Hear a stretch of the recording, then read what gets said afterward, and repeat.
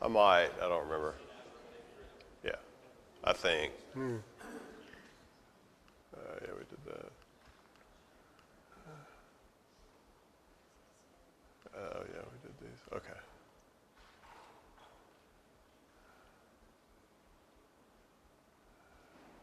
Okay, I think this is where we left off. So I'm trying to get through the rest of the introduction pretty quickly tonight and then get into the text. So we've been talking about the introduction to Micah. Micah,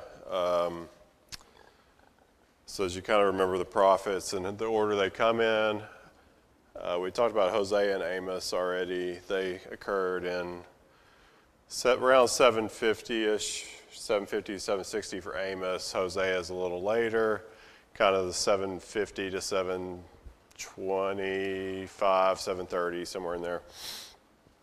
So now we're moving down to Micah. Micah is a prophet to Judah. He's from Judah. He's prophesying in Judah.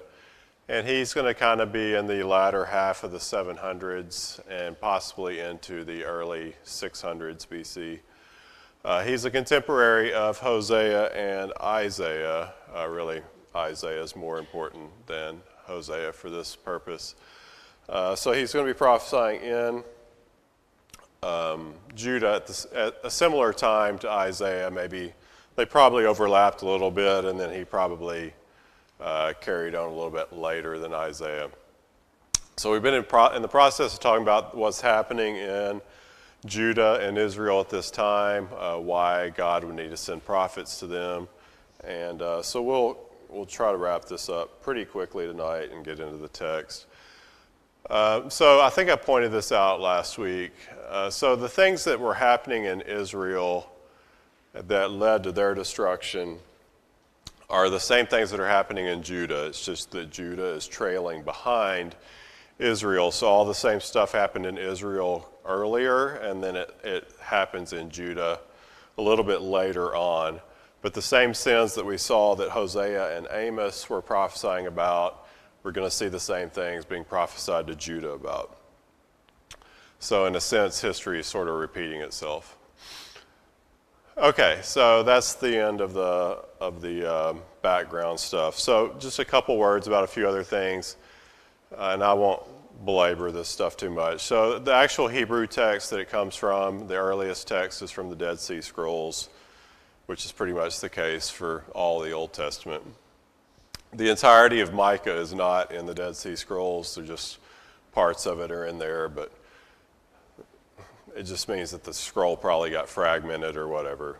Anyway, but part of it is in the Dead Sea Scrolls. Okay, so Micah and Isaiah have a lot of overlap. I'm not going to go through these, but you can tell that probably Micah heard Isaiah by some of the stuff he says. It's very similar to what Isaiah says in a lot of different passages.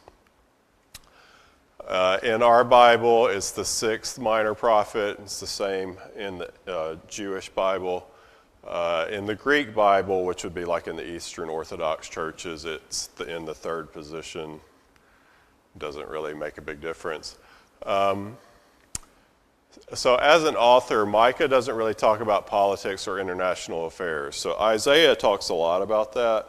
Micah does not. So Isaiah, if you remember, Isaiah prophesies about the same time as Micah, but Isaiah has access to the king and the royal court. So a lot of what he has to say is more directly to the king and to the people in charge. And so he's going to talk a lot more about the international scene and politics and that kind of stuff. Whereas Micah is really talking more to the average citizen of Jerusalem. So the stuff he has to say is more applicable to everyday people as opposed to the rulers of the country.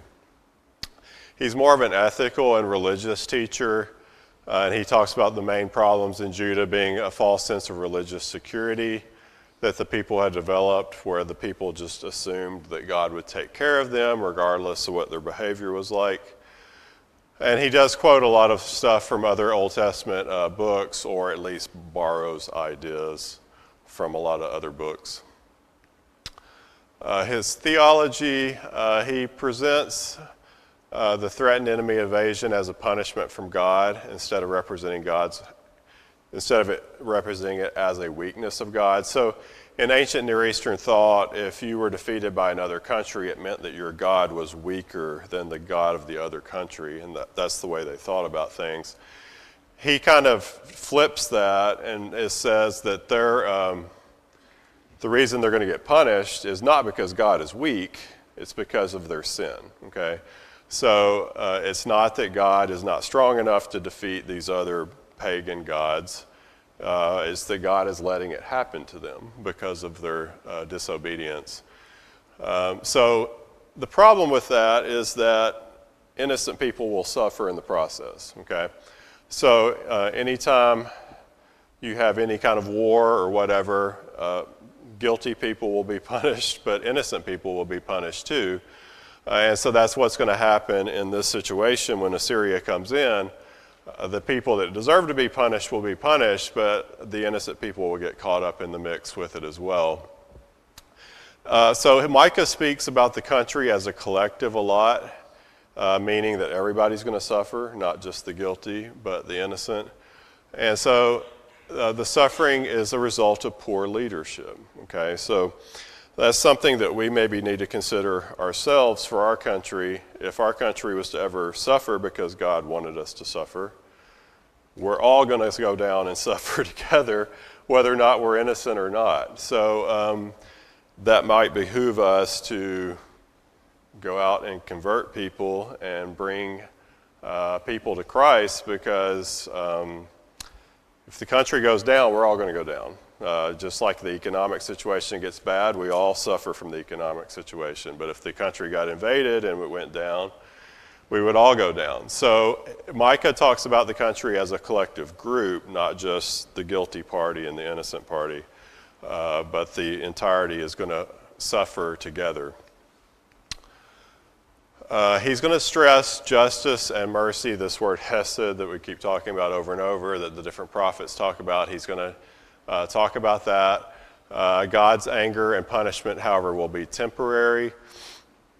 He's going to point out that God is the judge and the punishment of the guilty must occur. The leaders will be particularly held guilty and punished. The reason for it is the people had violated the relationship between them and God. God, therefore, could not be assumed to protect them. So the Old Testament law said that as long as they were faithful to the law, God would protect them. But as soon as they violated the law, God was not obligated to protect them anymore. And so that is what's going to happen. They have violated the law, and then God doesn't have to keep up his end of the bargain anymore once they've broken the contract. Micah does, however, offer some hope that a remnant will survive. Okay, Micah is quoted or alluded to a lot of times in the New Testament. We're not going to go through them individually, but you can see them there. So it is a book that the New Testament does reference quite a bit. Early church fathers used it quite a bit too, so it was a book that was referenced by the early church fathers. And then I think this is the last slide. So this is just a very basic outline of the book. Obviously the heading is in the first verse. And then the first 3 chapters are about the Lord's judgment against his people. The next 2 chapters are about God's mercy towards his people. And then the last 2 are about divine punishment and mercy. So it's just a very basic outline. And you can kind of already tell that this is a very similar message to some of the other prophets that we've studied. So as we start to read through it, you'll realize, okay, this sounds pretty familiar. It's similar to some of the stuff Hosea and Amos had to say as well. But this is the end of the background stuff, so we got through that pretty quick. Does anybody have any questions on just kind of the basic background information? So if you didn't remember anything from the first couple weeks, just remember that this is a very chaotic time, a lot of political chaos, war, unrest, and that kind of thing.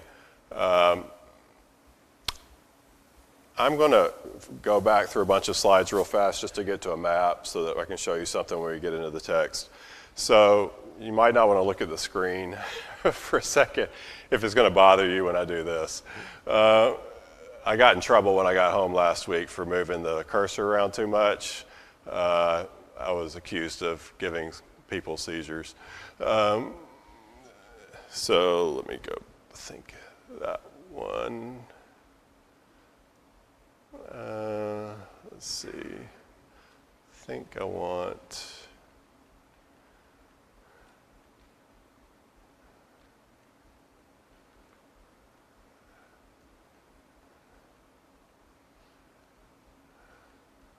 That was this one. Okay. All right, so we'll get into the text. So we'll start in Micah chapter 1, if you want to flip there. All right, so the text starts out with how all the prophets start out. So it says, the word of the Lord that came to Micah. That the word of the Lord part, that is a prophetic call phrase. So that is a marker that says that he has been called as a prophet. This is the message that God gave him as a prophet. So you see this virtually in all the prophets, that this phraseology is used. So it's a way to indicate that Micah is a prophet. So it says the word of the Lord that came to Micah of Moresheth. So I just brought up this slide just to remind you where Moresheth is.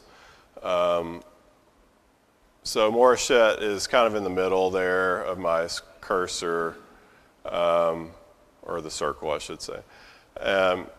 You can see it's right below Gath. So, and then Jerusalem is to the northeast of it. So Gath is a Philistine country, Philistine city, but at this particular time, Gath had been taken over by Judah. So it actually was within Judah's territory.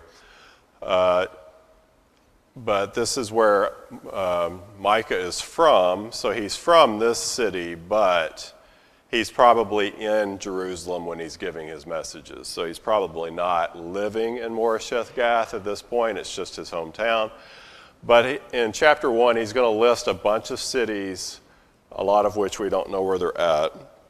But he's going to mention a bunch of cities that are over here on this western side of Judah, kind of that borders Judah and Philistia. And the reason for that is these cities are the cities that are going to be on the pathway when Assyria comes into the country. So let me just move on to this slide for a second.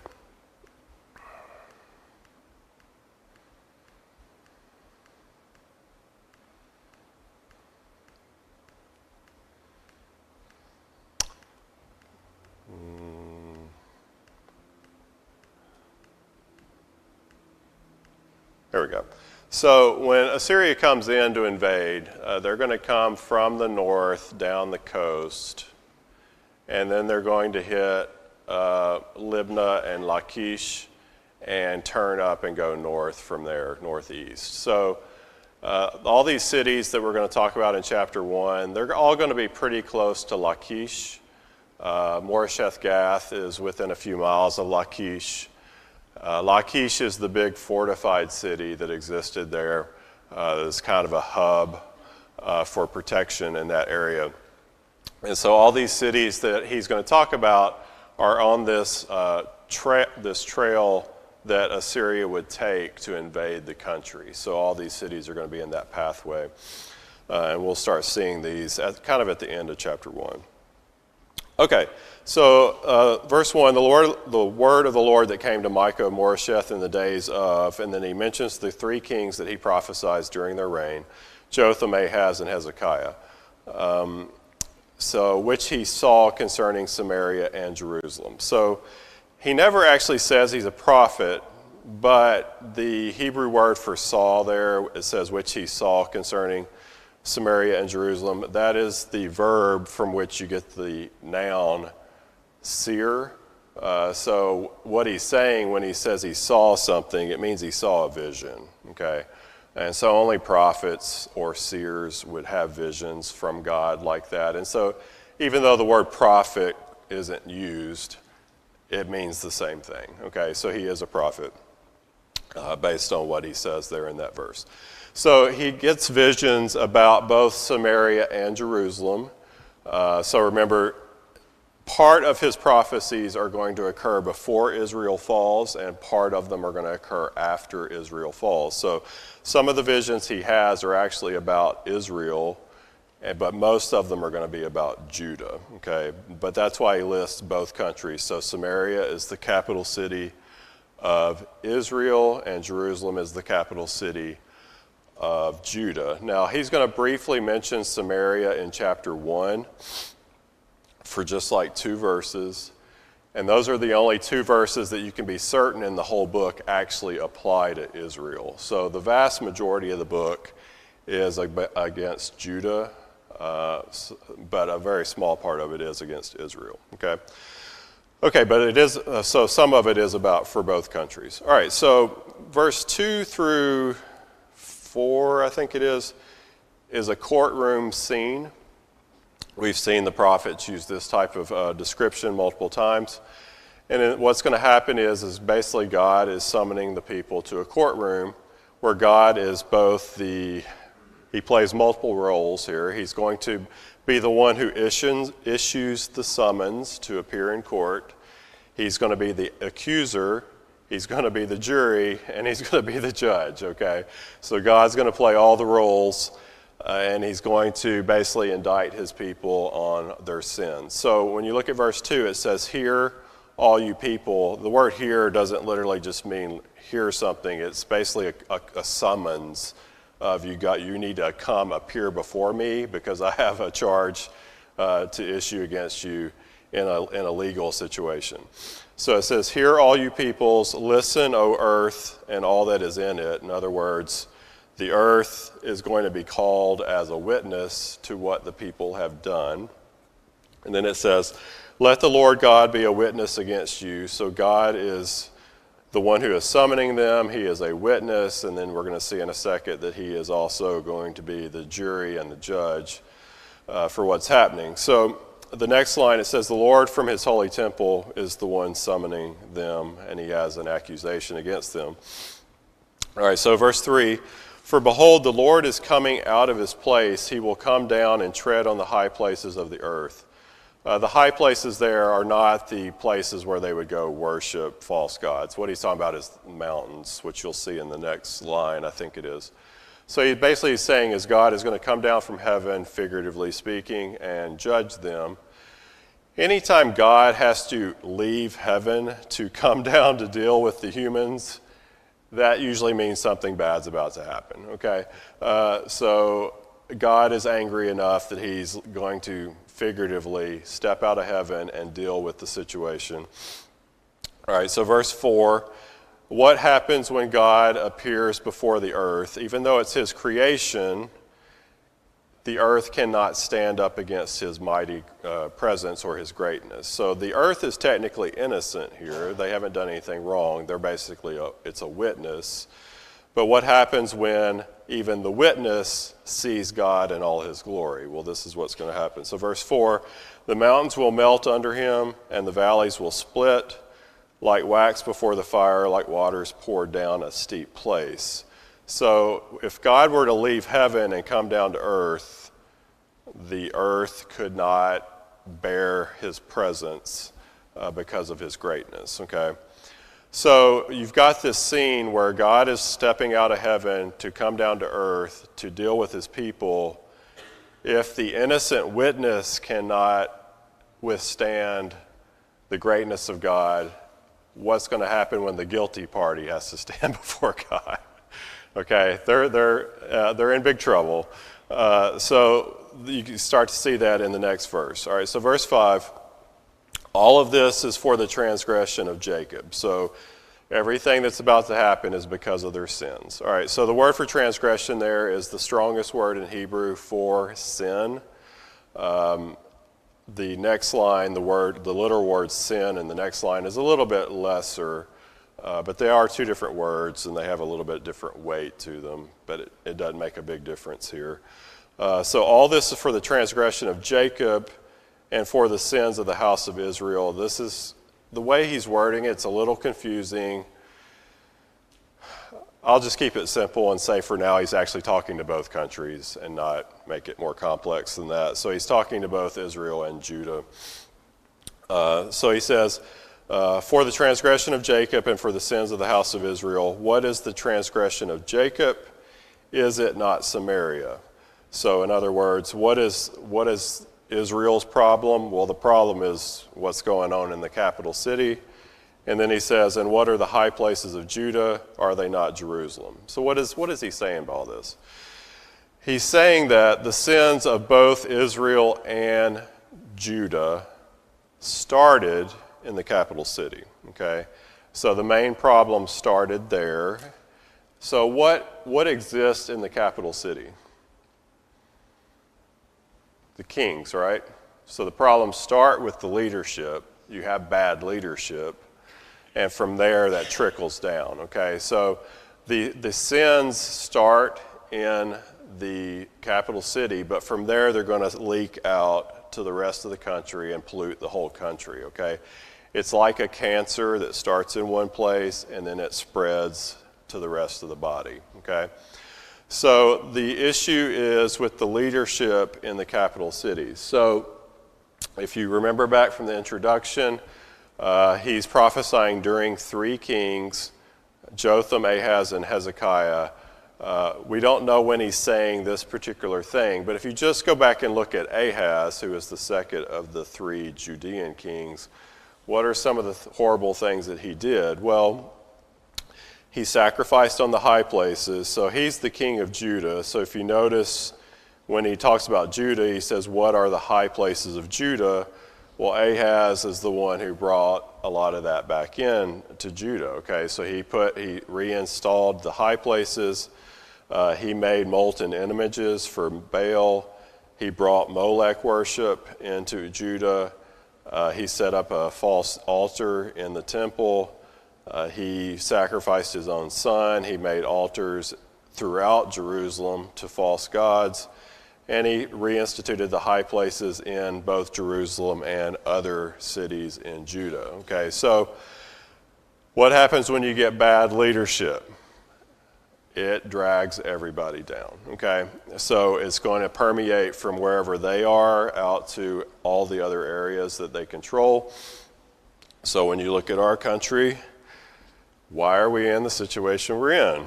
Well, bad leadership, okay? It always goes back to bad leadership. And the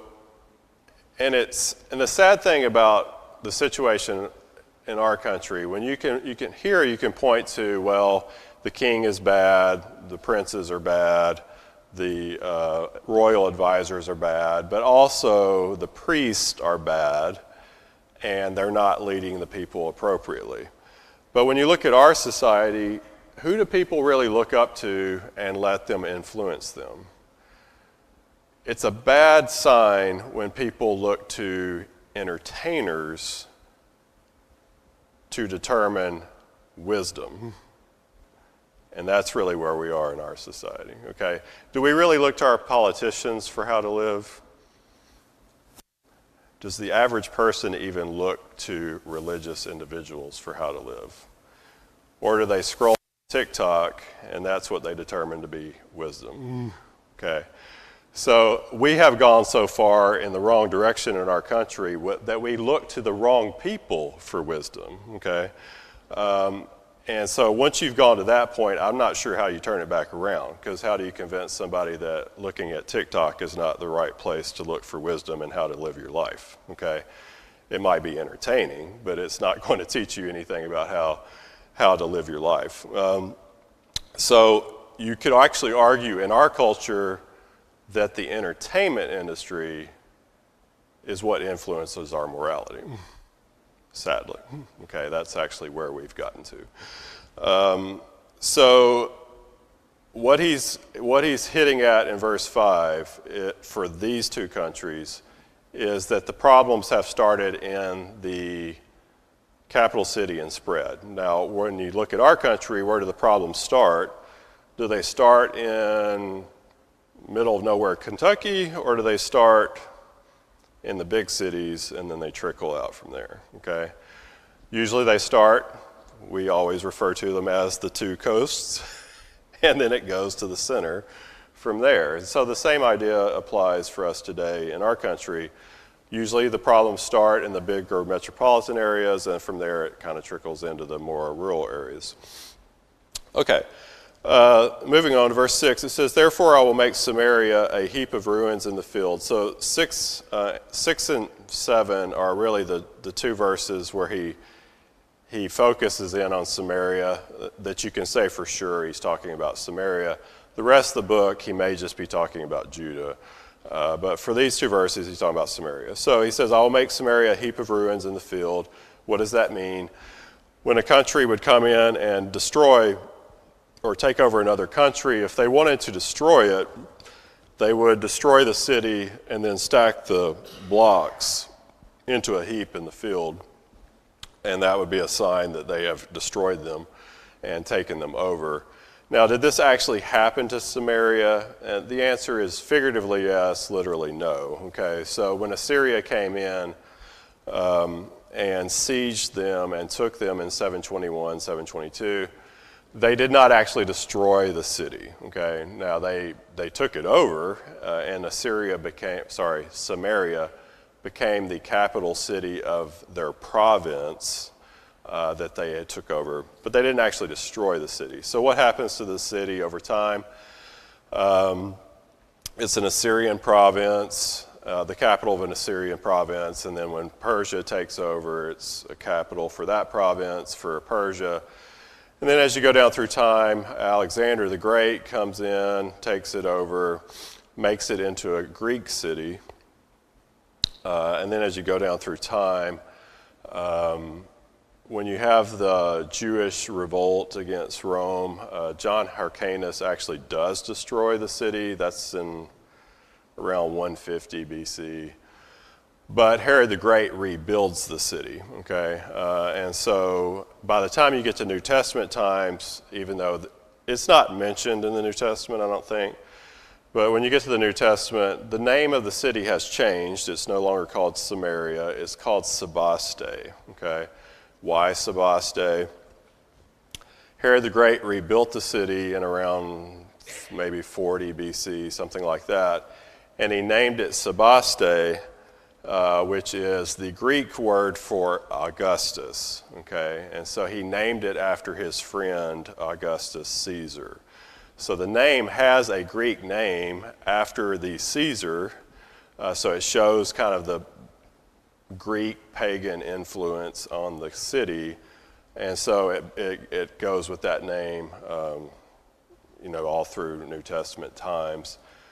I'm sure it has an Arabic name now. I don't know what the actual name is today, but it's probably Arabic. Anyway, so that's kind of the history of Samaria. So the city isn't physically destroyed, but politically and so forth, it is destroyed. Okay, so what's going to happen? So it says, verse 6, "Therefore I'll make Samaria a heap of ruins in the field, places for planting a vineyard." In other words, if you level a city, then just natural wild plants and stuff will grow back up, or you could plant a vineyard if you wanted to. "I will pour down her stones into the valley, and I will uncover her foundation." So Samaria, so what you're seeing on the map here, by the way, that is not the city of Samaria. That's the whole, well, that's where Samaria would be, but it's actually representing the whole territory, not just the city. But you can see Samaria is north of Jerusalem. So what he is saying, so Samaria, the city, actually sat on a hill above the valley.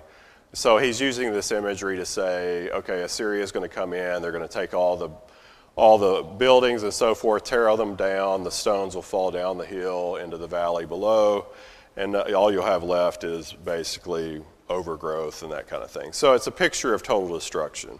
Again, that's not literally what happened, but spiritually, politically, and so forth, that is what happened, okay? All right, so verse 7, "All her carved images shall be beaten to pieces." Remember, one of the big sins of Israel that we saw in Hosea and Amos, more so in Hosea, is that they had fallen into pagan worship, idol worship, and so forth. And so he's saying that all of her carved images shall be torn or beaten to pieces. In other words, all your idols will be destroyed. And then it says, "All her pay as a harlot shall be burned with the fire." So if you remember from Hosea, they had gotten into pagan worship, particularly into sexual cultic worship stuff that goes along with pagan worship. So he's saying that, all this money that was brought in from your sexual sins, that's all going to go up in smoke. He says, all her idols I will lay desolate, for she gathered it from the pay of a harlot, and they shall return to the pay of a harlot. So what he's talking about is he's using harlotry to stand for spiritual sins.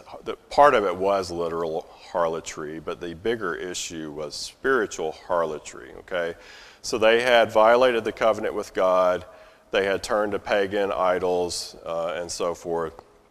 And what he means when he says that all the money you had gathered from paying a harlot, that money will return, what he's saying is all of your wealth that you had accumulated, I'm just going to give it to another pagan country, and they can take it forward and do whatever they want. So what he's saying is all of your wealth that you have accumulated, I'm just going to hand it over to Assyria, and Assyria will take it back to Assyria and do whatever they want with it. So that's what's going to end up happening.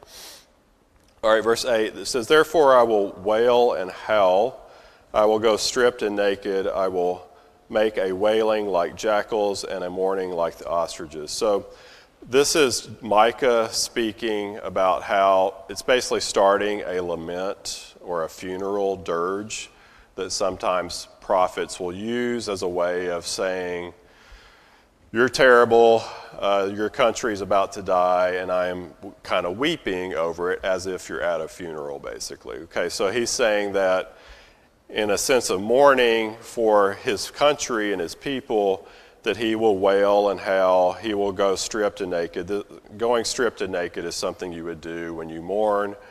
And then he just compares what he'll do to like jackals and ostriches. All this is a scene of someone mourning for the loss of a loved one, in this case the loved one being his country, which is Judah. So now he's shifting to Judah away from Israel. Okay. So verse 9, he says, for her wounds are incurable, for it has come to Judah. It has come to the gate of my people, to Jerusalem. So in other words, what he's saying is all the nonsense that started up here in Israel, or AKA Samaria, we'll just go with Samaria for the purposes of the map, all the nonsense that started up here, it's trickled down now into Judah, and it has invaded Jerusalem, and now it's spreading throughout the entire country of Judah. So just like a cancer starts in one place and spreads, all of the sins that started in Israel are now spreading and taking root down in Judah. And what he's saying is, Samaria and Israel are gone, or he knows they're going to be gone based on the visions he's seen, but he also knows based on the visions that he has seen that the same thing is going to happen to his country and his people. So he's lamenting or mourning what he knows is going to happen in the future. Okay, so verse 10, he says, tell it not in Gath. Now, if you remember, Gath is the city right by his hometown. He says, weep not at all in Beth Aphrah. And then he says, roll yourself in the dust. So Beth Aphrah, let me just find my notes on this. Okay. All right, the ESV has a little different translation, but anyway, the city, the name of it means house of dust. Okay, so Beth Aphrah means house of dust. Not sure where that city actually is. It's going to be over here by Lachish somewhere, down at the bottom of the circle, but the exact location people aren't sure about. But what he's saying is, you're not going to have time to go tell Gath what's going on, and you're not going to have time to weep because you're going to be so in shock that Assyria has invaded and they're coming through the country so quickly. You're not going to have time to react to it, really. So he says, roll yourself in the dust. In other words, you need to start mourning and repenting now because there won't be time for it when all this happens. Verse 11, he says, pass by in naked shame, you inhabitant of Shaphir. Shaphir is also, and people aren't sure where that city is either. And then he says, the inhabitants of Zaanan, does not go out. And what he may mean by that is maybe he's saying that they locked themselves in their city to try to save themselves from Assyria, but that's not going to work. Assyria can still break in and take them. I'm not going to say that. So that may be what he's talking about, but again, not sure where that city is either. But all these cities are going to be over there in that area around Lachish. He says, Beth Ezel mourns, its place to stand is taken away from you. Beth Ezel means house of the side or something to that point. In other words, they're not going to help you, basically, I think is the idea. So it means house at one side. In other words, perhaps they're a place that didn't give help to other people. So let's see. All right, verse 12, he says, for the inhabitant of Marath pined for good, but as a disaster came down from the Lord to the gate of Jerusalem. Marath is...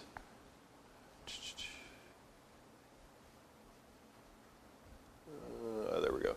Marath means bitterness. Again, not sure where that is, but...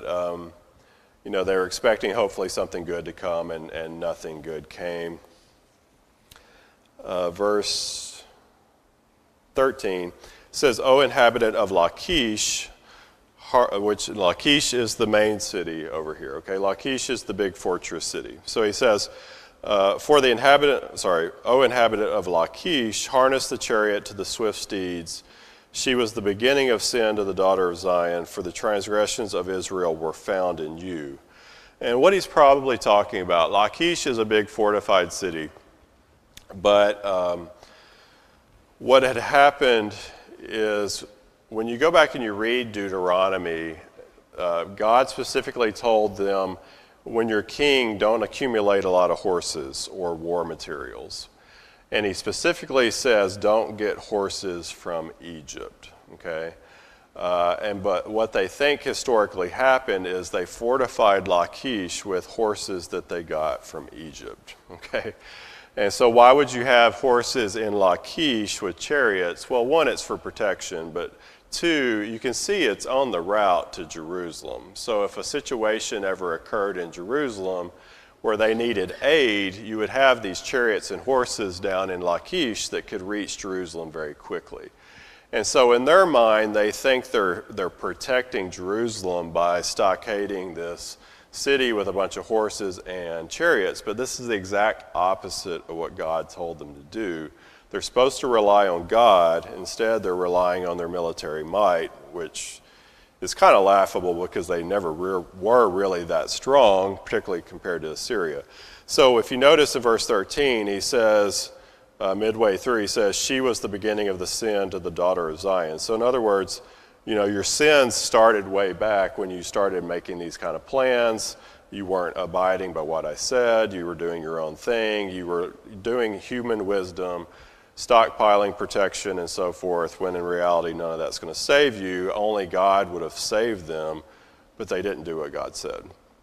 Okay, so verse 14, it says, therefore you shall give presents to Moresheth Gath. So what does he mean by that? Why would you give presents to Moresheth Gath?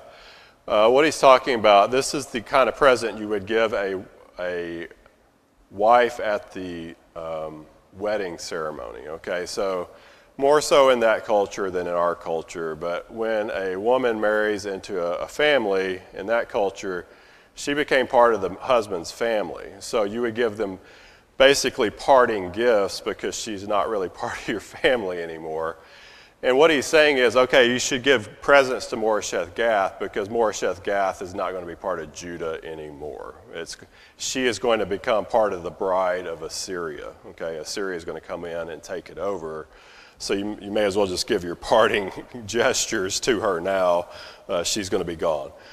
So he says, verse 14 also, it says, the houses of Aksib shall be a lie to the kings of Israel. Not exactly sure what that means, to be honest. Something about it was deceitful, but it's not certain what that means. Verse 15, I will bring an heir to you, O inhabitant of Marashah. The glory of Israel shall come to Adullam. Marashah, it goes by Marisa now. Again, not totally sure what he means by this. It may mean that the royal people of Jerusalem fled there, and so it's saying that, you got this gift of, quote, glory that came to visit you as they fled Jerusalem. Not really sure, to be honest, what that means. Verse 16, though, make yourself bald and cut off your hair. That was the second bell, right? Okay, we'll just finish this real quick. Because of your precious children, enlarge your baldness like an eagle, for they shall go from you into captivity. What he's talking about, the children here, is Jerusalem is like the parent where all the little cities around it, or these cities out, like Lachish and so forth, are the children. And what he's saying is to Jerusalem and the leaders, you need to mourn because all of your kids are going to go into captivity and it's going to be a disastrous situation. So I'll just stop with this. So what ended up happening that we looked at in the introduction, Sennacherib got to Jerusalem on the edge, but he didn't capture Jerusalem. God intervened, destroyed his army, and then Sennacherib went back home. But before he got to Jerusalem and got defeated by God, he took over 200,000 people from Judah captive back to Assyria. And that's what this verse is talking about. That, Jerusalem as a parent needs to weep because your sins have caused the destruction of so many of your people.